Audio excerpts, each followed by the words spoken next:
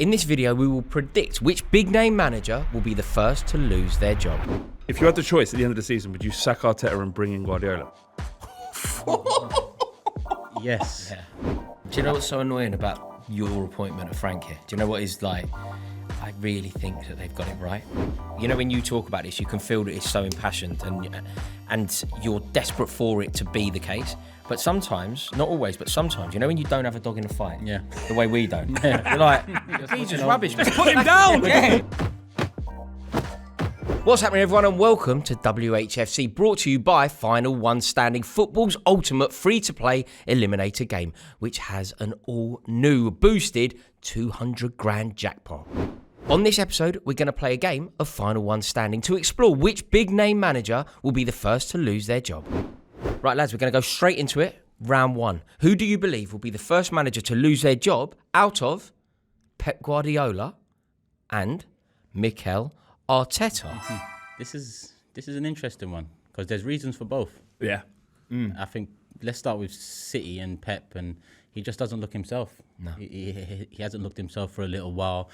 Was that extension on the contract, free will? Oh, wait, of course it's free will, but, was he pushed into it? It didn't, there was a lot of smoke around it. He signed, and it just hasn't clicked since. Yeah, I don't get it. He looks like he's on his last legs in terms of his energy for Manchester City. Do you know what? To ask a fairly inflammatory question, and I'll direct Go it on. to you or Tuesday. You know, with all good managers, all brilliant managers, it doesn't matter whether you go back to Arrigo Sacchi, Jose Mourinho, whoever you believe the king of the managers is, they all come to a point where their magic doesn't quite work anymore. It happens, and it catches up on people, and you would never anticipate it happening. There's only one manager that it didn't. That it didn't happen to, absolutely. But there was evolution there, right? And that's why Fergie is better than Pep Guardiola. It's that same idea that they're trying to evolve a thing. Bringing Pep Linders in is an attempt at changing it, making them maybe more like Klopp's Liverpool with how they press and how they're aggressive. But at the moment, they're just losing to basic things. Like the Brighton game, a great example. They made, 4 changes at 60 minutes? The game flipped and Brighton battered them, scored 2 goals and won the game. Guardiola used to make changes to counteract these types of situations. Yes, they've brought in a load of new players, but they've spent enough money for the team to be functional and the team to be good right now. Erling Haaland's still not scoring the goals that we expect him to score. He's missing big chances. He's not involved enough. It still feels like this City team is just very odd. And to consider that Ruben Amorim's Man United have more points now, right now, on the day-to-day, is crazy. Because City should be a lot better than they are. Off the back of everything that we saw last season as well. Like, we could have at one point positioned what happened last year as an anomaly. They lost 9 out of 11 games. And you go, look, it's a blip and he'll rectify it and he's the right man to steady the ship. He hasn't. Well, we're early doors, aren't we? We don't know yet, but we can only use the sample size which we have, plus last season. And you thought, right, well, there was a lot going on last season. Stuff was happening in his personal life. Perhaps the team needed refreshing, and it happened in the summer. I thought he had a great summer transfer window. I thought we was going to see a different Manchester City. I think 200 million in January. Yeah. So they've had back-to-back where they've spent. Yeah, and so, of course, like Mamouche, and so you'd expect to see some results. Yeah. So if the question is about who's going to be going first out of the 2 managers, you would say that Pep Guardiola's position is more. However, you're right. Yeah. But however, he is. Yeah. Whether we're talking about maybe his stardust fading a touch, it's a different thing. In terms of credit in the bank, Yeah. Mikel Arteta has something to prove. Pep Guardiola has nothing to prove. Yeah, He's won a treble, right? Yeah, so he's sound. He's sat there. For Man City, what situation is more dangerous? Do you want the manager who might be on the way out, or Arteta with who has something to prove? Might be on the way in. If you're in depending on which fan base you are, I'd be more comfortable, and I hate the fact that I'm about to say this, but Arsenal fans are much more comfortable, I think, with Arteta than City fans are perhaps starting to think, is Guardiola past it? Arteta's under massive pressure, but let's put the cards on the table. Will he either get sacked this season? I think no, not during the season. Will he either walk this season? Potentially Pep. It's the end of the season. End of the season is most likely for both. If we don't win something, I could see Arteta walk in. Arteta's not going to take a step away. The project's a long project, right? And we judge things very differently. Has been a long project. Yeah. But we judge things on trophies. He judges things on improvement. If there's improvement this season, that's probably another good season. Even if it's another, this is how they internally do it, right? Versus fans. The fans are different. Rory, I could see you losing your mind here, but that's how Arsenal as a football club have grown from being what was the 8th in the Premier Yeah, League. couple So where we are now.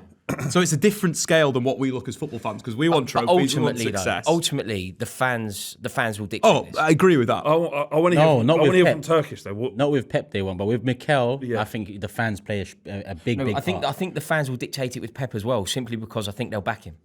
I think that there are some managers at some clubs who just have a free reign. Jose Mourinho in his first stint at Chelsea, even the second stint. But Pep was backed at don't want him Barca, he left. Pep was backed at Bayern, he left.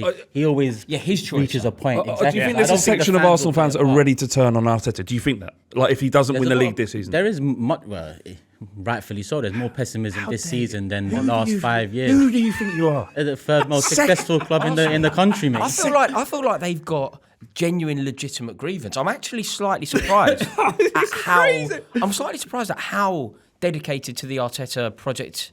But Arsenal fans are. It feels cult-like. But to it's me. like I think it's so different though, Rory, because you're coming from the winning trophies mentality, right? That's what Chelsea is. Yeah. Chelsea just win trophies, independent of who they are, how the style of football they play. They win trophies.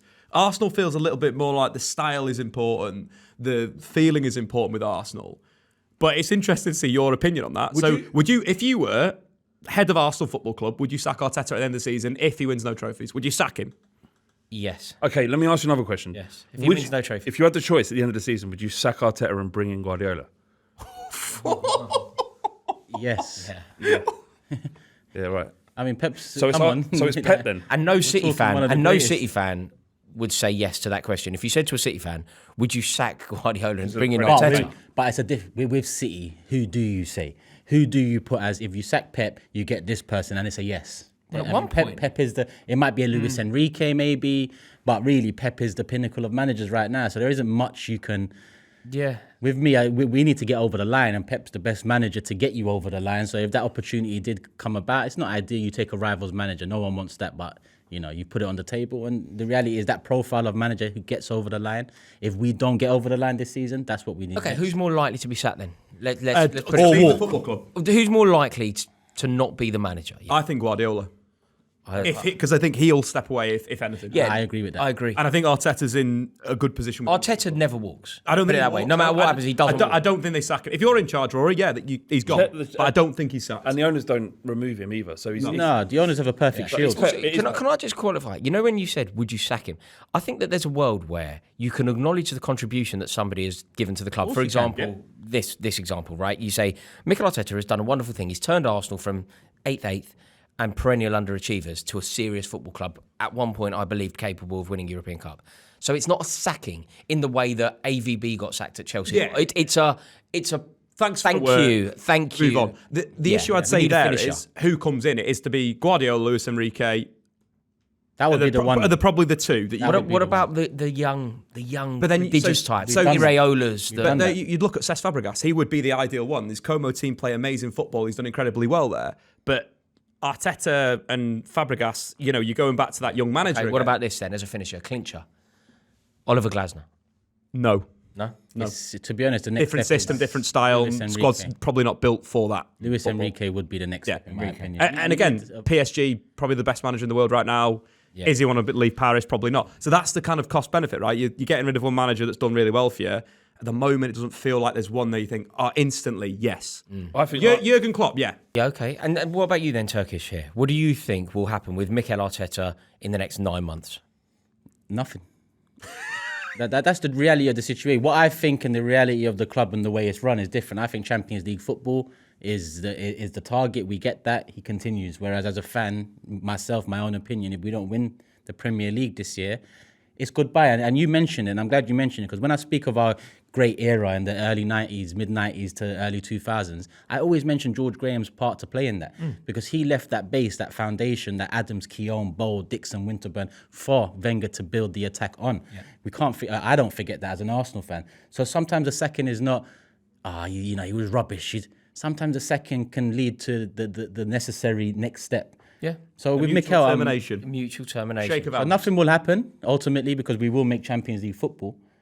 But I do think Pep's more likely to walk. So it sounds like it's unanimous. Dave. Yeah. We all believe that Pep Guardiola is more likely to move on for one reason or another than Mikel Arteta. Yeah.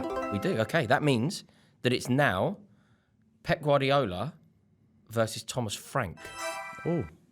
Who is more likely to leave their post first, Pep Guardiola or Thomas Frank? Well, obviously, Thomas Frank's literally just started at the football club. There's been complete change at Tottenham. So there's going to be an element of there's going to be a sensible approach to what is considered to be progress at Tottenham. But Tottenham, like Chelsea, flip managers. So it's not a ridiculous question. Daniel Levy's Tottenham flip managers. Who knows what? Who knows? Who knows what we're going to do this time? Frank's already started very well. Had 3 really good performances at the time of recording. So we're just excited about what might happen. I think if you had to compare the two and decide who might leave their job next, it's just for all the aforementioned points. Guardiola's, perhaps at the end of his time, maybe definitely at Man City, but maybe in football in general. Do you know what's so annoying about your appointment of Frank here? Do you know what is like? I really think that they've got it right. I really think, over the years when Tottenham have made. Why is your face like that? Because I'm gutted. I don't want you to get it right. But I feel like for the first time in ages, and it's ironic that Daniel Levy has now left, because I feel like Daniel Levy over the past, since you won in Spain, since you beat Manchester United in Spain, I feel like every decision that Levy's made has been correct. The sacking of Postecoglou was not the emotional one, but was the correct one. The appointment of Frank, I feel like Frank's the governor. It's such a good appointment. You know why you hate it? Because they got it right. And I think he would be all right at Chelsea. I think he'd do a reasonably good job at Chelsea. Stable, the defensive football. I think the big thing, though, Flav, is the style is more like what Spurs is in a sense. Like Pochettino's Spurs were really aggressive. They were in your face. They'd press you high up the pitch. But then Frank's adding that directness to it. You're scoring more goals. You're putting more balls into the box. Everything just feels a bit more like Tottenham. The team that are hard to beat. The expectation from the fan base is sort of so low because of what we went through last season. No, it's shifted. My point is the fact that Frank is in a good position because we got used to getting battered every week, literally, right? We would go to a Spurs game and actually, without question, think that we're going to get beat every week under Postecoglou last season, and that's shifted now. So his starting point is so low in terms of expectation. A couple of good results, and his stock is through the roof of Spurs. So, to say that he will go before, if we've agreed that Guardiola potentially will go by the end of the season. If it would have to be a catastrophic failure for him to leave. But we've seen also Tottenham managers, what they get in the media and how that can affect them. Postecoglou, Conte, Mourinho, they all essentially crumbled in front of the media pressure. And it depends on the foundation. I guess your foundation that Frank walks in on is a 17th place finish. But a lot of Tottenham fans' foundation will be, we won a trophy, a finish. Let's get another trophy. No, I mean, no. The trophy was great, but you can't forget finishing 17th. I can't tell you what. Literally, you don't know what that's like. You don't know what it's like to be one bottom. So let me tell you, it's horrendous. It's the worst. So football's supposed to be an escapism, something to lighten your life. Trying to escape from the escape. It was so miserable. It was so miserable. So that trophy was like. Don't get me wrong. When Sonny lifted that trophy, that was like nothing else matters. But in the cold light of day, it did matter massively because we were just so poor. Okay, fair enough. So this season then, your prediction, what's Thomas Frank going to do for Tottenham? Well, I predicted before the season started to you, actually, Rory, that we would finish 5th, and you laughed in my face. I'm going to double down, rather. Not back down, double down. And I'm going to say that we're going to finish 5th and get Champions League football. And I've seen enough despite the poor performance against Bournemouth, I've seen enough already that he's different gravy to what we've had previously. Yeah, and if any of that is true, even a percentage of that is true, he will outlast Pep Guardiola, I think. Yeah, no, I agree with that. I think Champions League is going to be interesting for them. I think Thomas Frank's probably set up to do quite well in the knockout stage of that tournament. So maybe not a 5th place finish, but winning it is interesting. Fair play. I do not think Tottenham will win the Champions League. Just no one out thought there. Win the Europa League, did they? So we're all in agreement. Do we need to put it to a vote, or I think we're there, aren't we? Agree, Guardiola. Okay, in that case, it's Guardiola versus Enzo Maresca. I think Maresca's stock is... Everything that we've said about Frank is applicable to Maresca, but more so. You think? I do. Not worried at all? Even if we're worried, even if there is an element of fear, even if I'm not totally convinced by Enzo Maresca, the track record of last season will stand him in such good stead. If Chelsea hadn't won the Club World Cup, obviously they did, that would have changed the dynamic, right? Because that's an important thing for Chelsea fans. Agreed. It would have changed it a touch, but I think the thing that would have really changed it, say we didn't beat Nottingham Forest on the final day of last season. Yeah. If we didn't make the Champions League, then I think people would be more judgmental towards Maresca.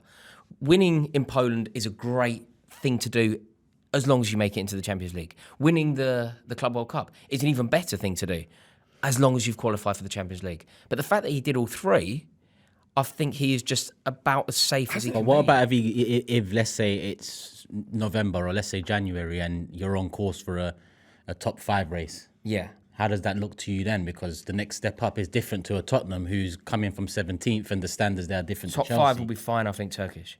Top 5 will be fine. I'm trying to also view this through the lens of the club. So top 5, you're suggesting that we're still very much in the hunt for Champions League football. If we are very much in the hunt for Champions League football, nobody on the board is panicking. Nobody on the board is worrying. If you were to go drastic, if you were to suggest that Chelsea aren't, it goes really wrong. It goes Mourinho 2015 wrong. Yeah.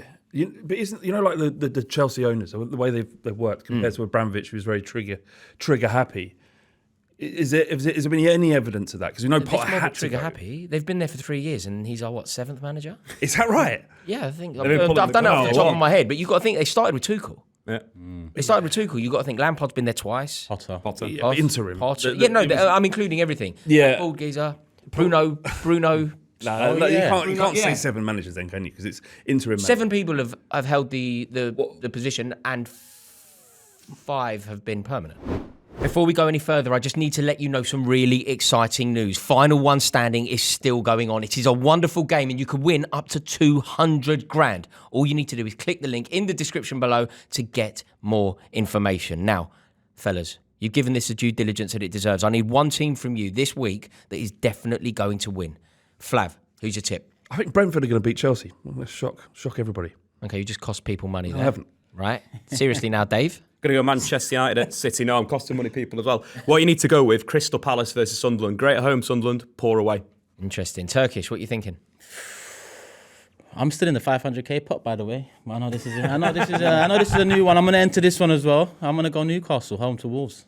Home to Wolves. I've got the banker for this weekend. This is my tip from the top. Jack Grealish to have the game of his life against Aston Villa. Everton will beat Aston Villa. That is what I'm thinking. It is going to be huge. And remember, there is 200 grand up for grabs. Just click the link in the description below for more information. Terms and conditions do apply. 18 plus, and please gamble responsibly. Right, back to it. What I would say about Maresca, though, is that since taking over, he went into a very difficult situation. So many players to his disposal, having to create 2 separate squads, one that was never going to play. There's been a slow progression. It feels like Chelsea are moving in the right direction. Absolutely. And if you're moving in the right direction, you don't sack your manager. I think that's completely true. Everything that you would have said, if we were having a conversation before the start of last season, I think that you would have all grouped Chelsea in the same grouping before a ball was kicked last season as Tottenham, Manchester United, Newcastle United, maybe Aston Villa. Yeah. We were part of that crew. The Premier League table didn't relate to that, but that's who we were part of. Now you're not seeing Chelsea as part of that crowd at all. We're not quite. We're away from that crowd. Yeah, you are, yeah. We're now part. Potentially a title challenging team. Potentially. I think we're shy of that, but I think that we're clearly the 3rd best team in the country. We spoke about Arteta and the Arsenal board backing him, needing a trophy to stay in the job. When does that become apparent for Maresca with the Premier League title? Sadly, I don't think it does. I say that sadly. I don't think that's the point of what we're trying to build at Chelsea. I don't think he's going to be judged by winning silverware. With Abramovich, it was win the league or get fired. That's pretty much what the jeopardy was at Stamford Bridge then. The standards were through the roof. And don't get me wrong, there was not enough, in my opinion, the romanticism, the love, the sentiment. It didn't exist. It was literally come in and win, or we will fire you, and the next man will come in and win. And if that doesn't work, we will fire you, and the next man will come in, and that's how it worked. This isn't that. Chelsea aren't judged by that. We're not trying to win the league, I don't think. And if you look at our transfer speculation, we aren't assembling a team desperate to win a league. So I think as long as we're winning enough games to qualify for the Champions League, and turning enough of a profit, which we certainly are, I think everyone will be happy. Similar story, fans' opinion and what the club target is. I think we're both in the same boat. Champions League football, successful season for the owners. Yeah. But as a fan, you want to win stuff, so it's a different feeling. But Arsenal in a different spot, right, where their team is Closer in the title challenge. Yeah. Average age position, whereas Chelsea have one of the youngest squads in the league. And the board, so it's a different part of the journey, right? It's a different part of the journey, but also I think if you look at the Chelsea recruitment, you can immediately say why Chelsea won't win the league and why Maresca shouldn't have to win the league. You go, hang on a minute, their best centre half got injured. Yep. Wesley Fofana's perennially injured. Yep. The keeper isn't good enough to win a league. The centre half situation, the two that are playing are probably not good enough. And we went and we bought Garnacho. So you go, of course they're not going to win the league. Whereas it feels like Mikel Arteta, I think the board will be happy with the job that he's done. But I think Mikel Arteta, you could at least argue, and we could definitely argue, that Arteta has been given everything that he needs to win a league. There's a different pressure to it because of the signings, right? So and again, you look at Esteval being 17 years old versus Victor Gyökeres being in the prime of his career. Exactly. It is a different balance. It's Chelsea are 2 years, 3 years down the line of where Arsenal were on the Arteta journey. Yeah. Whether you think Maresca's further or not than Arteta, that's the similar probably way that you've got to look at it. But this is where he needs to demonstrate the brilliance and win the league unexpectedly. Yeah. Do something outrageous. But in terms of this question, Maresca versus Guardiola, Maresca will outlast Guardiola. Feels like that, Yeah. But again, we all agree. Yeah. We're in harmony. We're in harmony today. Okay, so that means that we're on to, this is more interesting, Eddie Howe. It's hard to predict Eddie Howe, I think. Eddie Howe versus Pep Guardiola. Who will leave their station first? Has anyone got a strong feeling on this? Because I think there's a Rizzler paper between them here. I think the issue with Newcastle, right, is the structure is a mess. Went into a window of no director of football. They had no direction. We saw that with the signings. They lost out. How many deals they lose out to? Yeah, 10 at least. 10 minimum 10. I feel like of players in key positions. Strikers with Joao Pedro and Liam Delap. You got Mbeumo at United. Sesko, Ekatike. It's just... But that's not Eddie Howe's issue, right? But him being annoyed. He's having to operate in. But this will be frustrating for him, right? He's gone for a window where so he might they got back to the Champions League and they should be pushing forward, and they've arguably taken a step backwards. You know, they've ended the window with two centre forwards that are not Alexander Isak. But no one is. No, I get that, but they've got spent enough money. If you think about the money that they've spent a fortune. The money that they've spent to replace Isak and Wilson is pretty much the same money that they've spent to bring in. They had to, though, haven't they? Well, they've overpaid for Walter Marda, but the potential in that kid is through the roof. But they have paid a lot of money for him. Okay, the next question is, what's Eddie Howe's next step? I don't think he gets bigger than Newcastle, and I think he's quite loved there. I think he's become the face of this new era for them. He's won a look how much Isak turned off the fans by his attitude in the summer. Them same fans will understand what Eddie Howe had to go through, because Newcastle fans are a solid fan base. They're a fan base that deserve more than a Mike Ashley. There's an element of pragmatism to Eddie Howe and the way he approaches this, and I don't know if there's a bigger job at the moment available to him. No. I think I don't think he walks, but it's a much more interesting conversation than the other managers in terms of who he leaves with. So, I think they've given him enough by the end of the transfer window in order to for him to. Yeah, the Isak situation was impossible for everybody. They did the right thing in forcing his arm for as long as possible. In my opinion, he should have just sat in reserves for the next 3 years. But that would have been what if they went down the stance they went down. That's what they should have done. They should have done that, but they can't sell spend him on the final day. You sell him at the beginning, or you keep him, and you make him play and you make him honour his contract, or you find him wages. That's as simple as that. It's a contract. It's between a club and a player. Yeah, could you see a world where Eddie Howe does walk then? Well, I think the other way is, what about the club in a situation is Paul Mitchell and Eddie Howe didn't get on. They didn't speak for like 3 weeks in the middle of the season. Yeah. Is there a problem now where Eddie Howe has now got too much power within the club? Newcastle can't move forward because he's not willing to work with a sporting director. And that's the model they want to use. His brother's doing that job at the moment as well. So the risk there, yeah. I think that there is a chance that Eddie Howe leaves. I think he's a brilliant manager. I rate him really highly. Good. Just to ask, in everybody's saying, I'm not sure about the job. What will he get a better job than Newcastle? I don't agree. I feel like everybody kind of suggested that he wouldn't. I think he would. What is a better job that he can get? It's hard. It's hard at the moment. It will depend on what's going on in the you're league. Talking also, like Tottenham. Man City? England? Man City? No. If Guardiola was to leave, it's not Man City, is it? No. I don't think it's Tottenham. It's not Arsenal. It's not a top six. But he's shown enough, right? He has shown enough. Like, his job at Bournemouth was fantastic. His job at Newcastle's been great. Like, if he's Man United out of work, well, that's it. Like, wouldn't say no to if someone like he Eddie was Howe. out of work, Man United. Whatever big job became available, Eddie Howe's name would be like one of the first on. It should be, but he just doesn't feel like he's fashionable enough to get those jobs. But I think he will become that because he's shown at Newcastle that the style of football is, the fans love it. It's very aggressive. It's very physical. It ticks everything. Won a trophy, like all the things that we speak about. Should have certainly got interviewed for England. Yeah, 100%. Yeah, I agree with that. So, I don't think he walks. I think there's a chance he gets sacked. Okay, this is trickier, this one. It's an interesting one. Cards on the table. Who will leave their post first? Eddie Howe or Pep Guardiola? Dave? I'm going to go Eddie Howe. He either walks or gets sacked. Really? God, I'm torn here. What do you think, Flav? I'm going to say Pep Guardiola. Yeah, I lean towards Pep. Walks. What are you saying? I think Pep Guardiola as well. I think Pep Guardiola. It's an interesting one, though, isn't it? It's more tight than you would have possibly anticipated, which means that it's Pep Guardiola versus Ruben Amorim. Wow. Well, I mean, wow. A minute. Might be the shortest debate we've had in the. Can I just make a case for it? I'm sure Dave's going to. Oh, yeah, I'm waiting. I'm waiting for this. I'm waiting for this. Do you know why it might be Guardiola, even though Amorim has been atrocious? Yeah, go on. They weirdly seem to have bought into this. Like, it seems disciple-like. They seem to be talking, like, when they play terribly or things don't go their way. Do you know where I got a really rude awakening about who Manchester United are today? When they got beat by Arsenal. And I had a lot of Man United fans, and I think the general consensus of United fans were, that was good. I was like, wait, what? Man United don't have valiant defeats. Come a long way. No. Sorry, as a keen disciple of Ruben Amorim, I'd like to step in there, Rory, please. and bring something Flav said before. 17th in the Premier League. Man United finished 16th last season. We sacked our manager. Atrocious.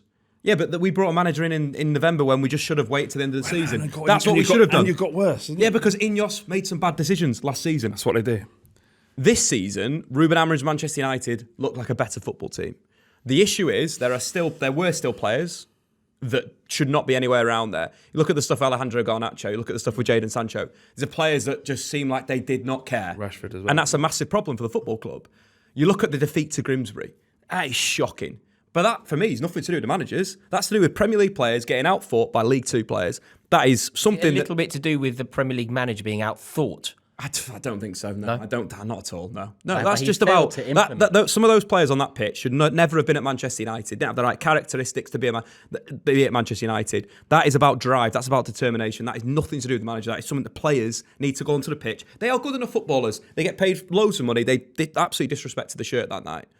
Whatever, you have to draw a line on it. Andre Onana's already left off the back of that. The issue United have had is they've not had a goalkeeper for the games they've played this season. Arsenal, we always talk about the defeat, right? The goalkeeper's literally palmed it in his own goal. Any keeper that has any quality, stopping crosses, done. Agreed. Different game, it's a 0-0 draw. The football is better. That's the biggest thing with United. 16th in the league, it was so last season. Like, so boring, so rubbish. That was an improvement. So you look at that. Look at the Fulham game. Again, small things. Miss a penalty in the first half. Little things where you're looking at the football is better. Game against Burnley could have been 6-1. Obviously, it became a tight game. Again, because United's forwards aren't putting the ball in the back of net. Goalkeeper's useless.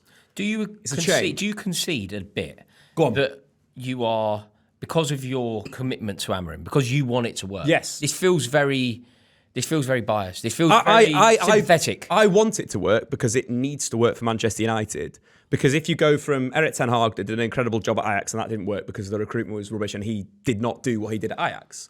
Ruben Amorim Sporting were a very good team. We've tried to build around that. That needs to work with United. Otherwise, we've just spent another 2 years building a squad fit for him to move on to the next one. He's a very good coach. He's a young coach. Yeah. Give him time. That's funny it. Because when you don't support the club, and when you talk about this, you can feel that it's so impassioned and you're desperate for it to be the case. But sometimes, not always, but sometimes, when you don't have a dog in a fight, the way we don't, you're like, he's just rubbish. Just put him down. He's rubbish. Yeah. But I think when you look at some of the data again, you got to look at the data on sometimes in terms of looking at it, and the results aren't there. But underlying, we've had the most shots in the league. We hit the post the most.